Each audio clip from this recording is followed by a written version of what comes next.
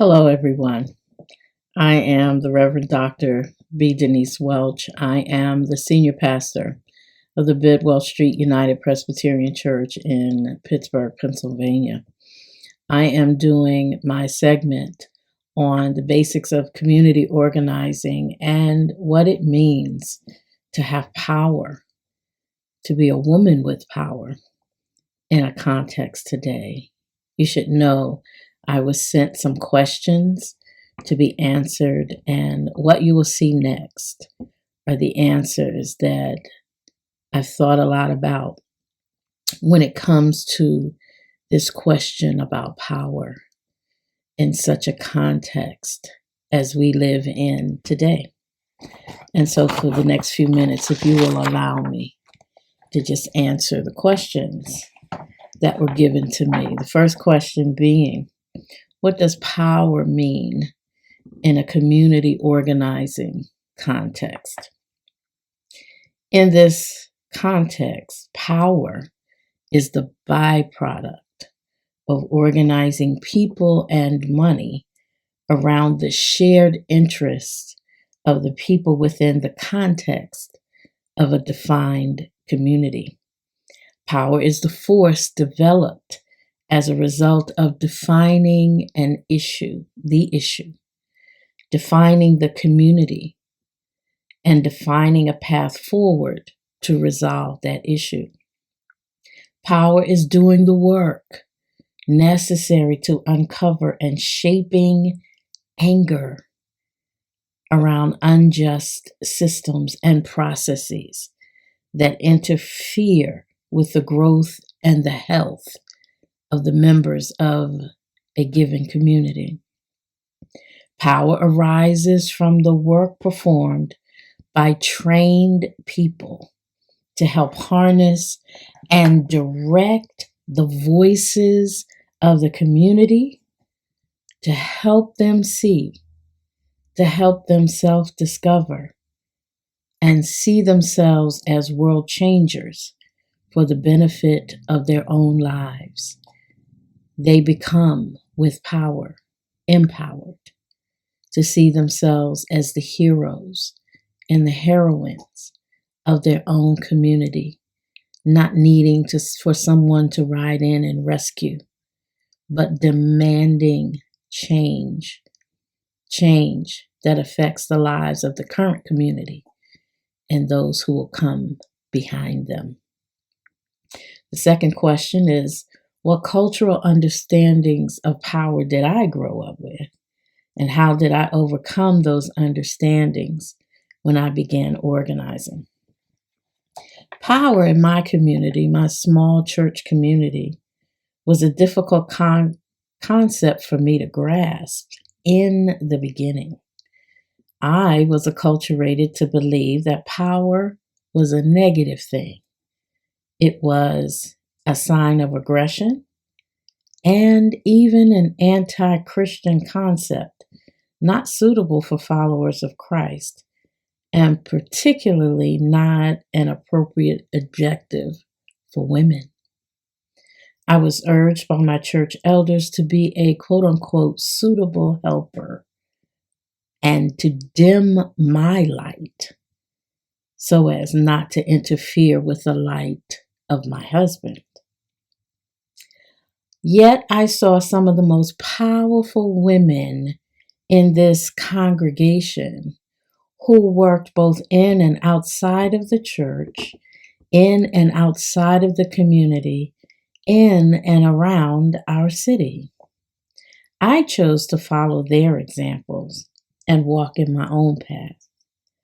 I learned of other womanist theologies and womanist theologians while in seminary, and as I was entering training, I finally realized that no one was blessed by that dimming of my light. No one was helped by making myself smaller.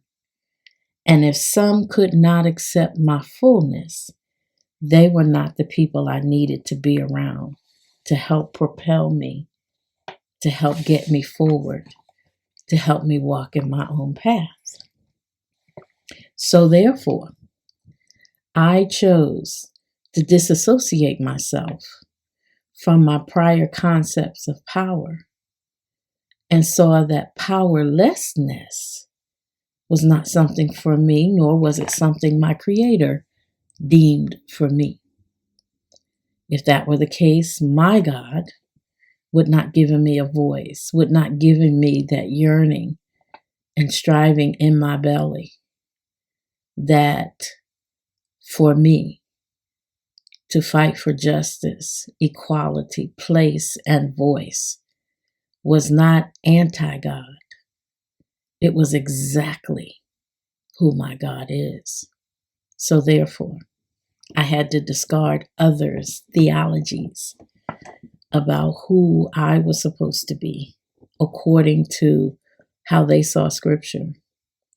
And I knew that I had to be exactly who I was created to be in order to have peace with myself and in order to fight for those whom I loved, those who would come after me, and those who were currently walking beside me with the same values and the same self-interests. So I'm going to share a story about my path to power now and show you how far it took me to get to this realization. It wasn't an overnight thing because I had been steeped in the idea that power was negative and power was for everybody but a woman, and a Black woman at that. So my changed understanding of power really began in week-long training. I was challenged and transformed by strong women and men who were determined to shake me loose from that earlier understanding of what I thought power was. I then became active in my local affiliate known as Penn, finding my voice and learning to use it for community change.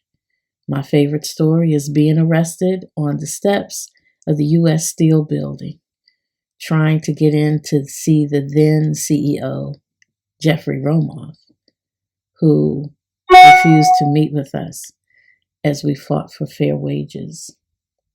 I eventually became chair of our Spiritual Leaders Caucus in Penn, and ultimately I became the president of Penn. Before my presidency, there had never been a woman president before.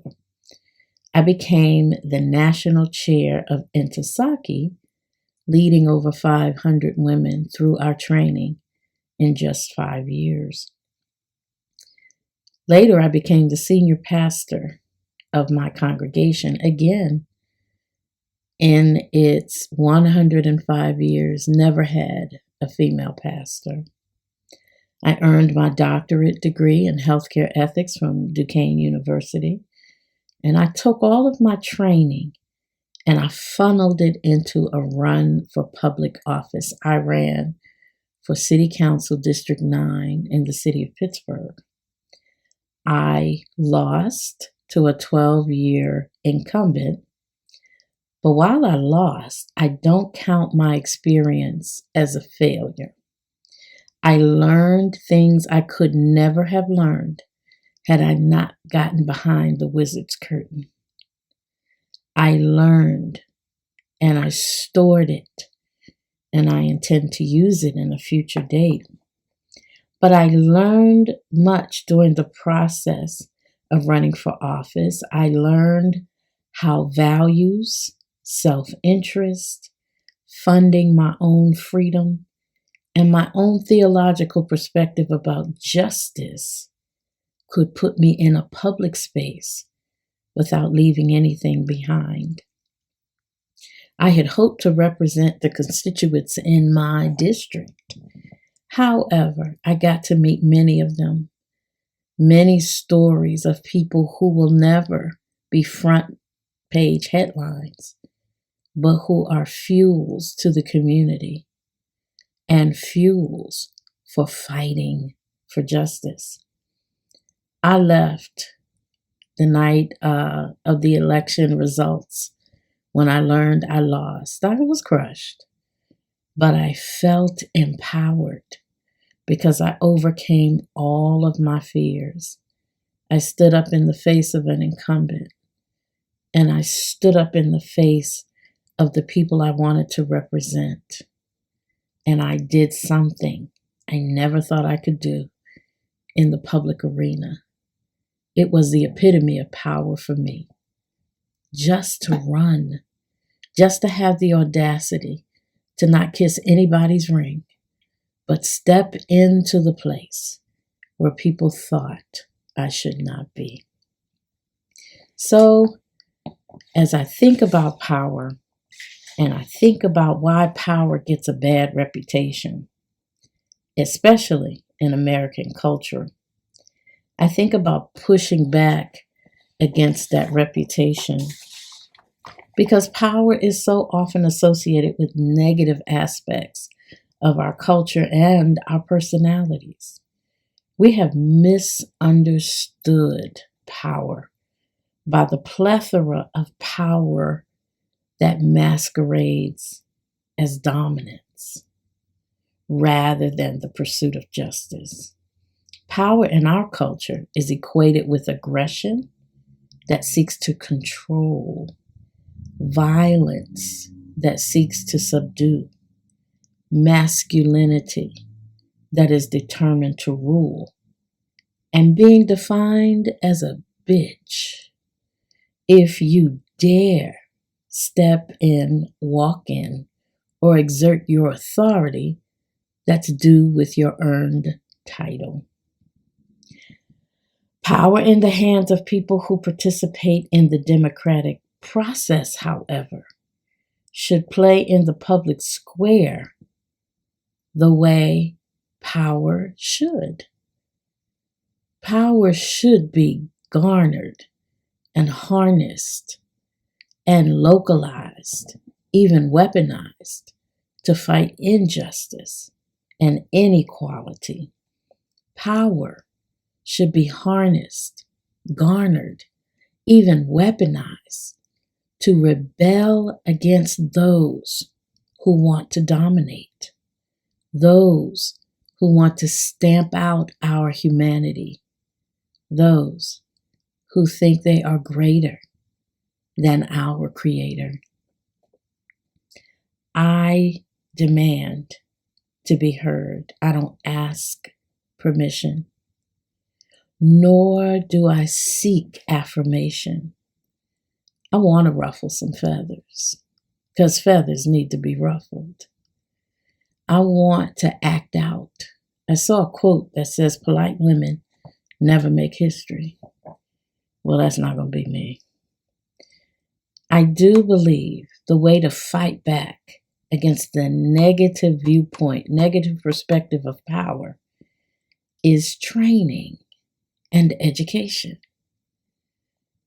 You have to be trained to know how to use your weapons and which weapons are appropriate. I believe our training, our Gamaliel training curriculum, both the NLT and Intisaki, is the best way to fight against the belief that power belongs to the elite. I believe organizing fundamentals also provide opportunities to exercise the fundamentals. That's the best way to take our faith and put it into action. We must do this now to save our democracy, to save our voices, and to save our future. I hope I've shared some ideas about power and how to fight back against the negative notion of power. And I want to tell you, I sleep well at night, knowing that I make a little trouble, hope to make even more trouble, and hope to fight injustice and inequality so that this land, the land of the free and the home of the brave, is filled with the voices of the many, not just the few. Think carefully about your own idea and your own use of power. And I pray, it's my fervent prayer, that you'll come alongside and make a little trouble with me. God bless.